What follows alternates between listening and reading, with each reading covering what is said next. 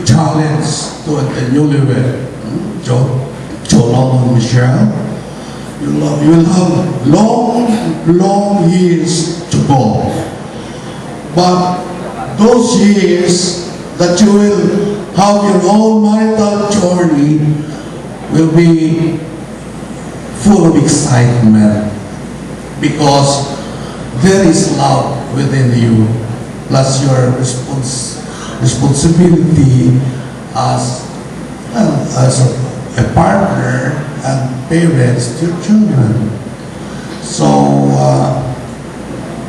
keep your commitment as a covenant.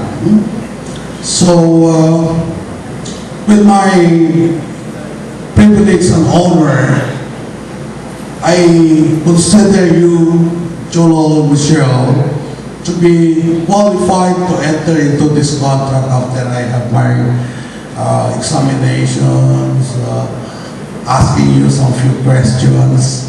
So I will attest to that, no? So with my authority and in the presence of all who have witnessed this marriage, including those principal sponsors who will be signing your marriage contract, they will attest and endorse that you are best qualified to be the contracting parties in this contract of marriage. And likewise, to symbolize your relationship, you have that ring which you will wear on your finger to symbolize your love. Well, whatever it is, I'm sure it is your faithfulness, your remembrance, so that this celebration tonight will not be a meaningless occasion.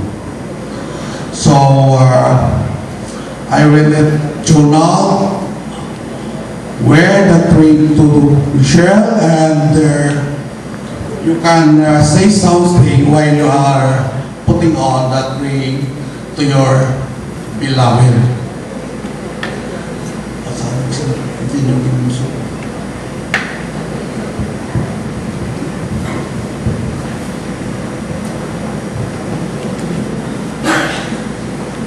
Michelle, I promise to love you forever.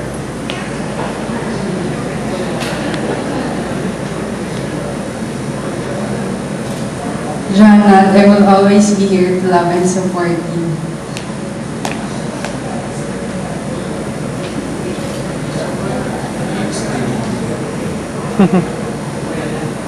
So with the blessings of your parents who are here, who are very happy at this moment, seeing their son, seeing the daughter, Mr. and Mrs. Mauricio Melendez, and Mr. Nicanor Lacerna, although his better half is some other way in Canada.